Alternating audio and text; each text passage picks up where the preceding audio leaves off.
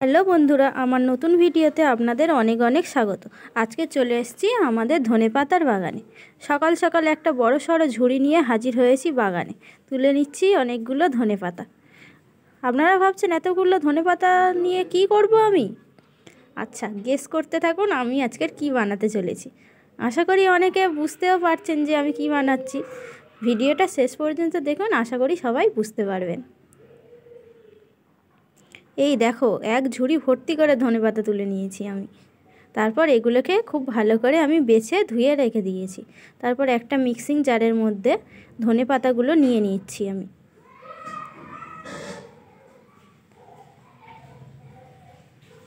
তারপর এটার মধ্যে দিয়ে দিচ্ছি 3টে কাঁচা লঙ্কা, 6-7 পিস কোয়া রসুন এবং কিছুটা আদা।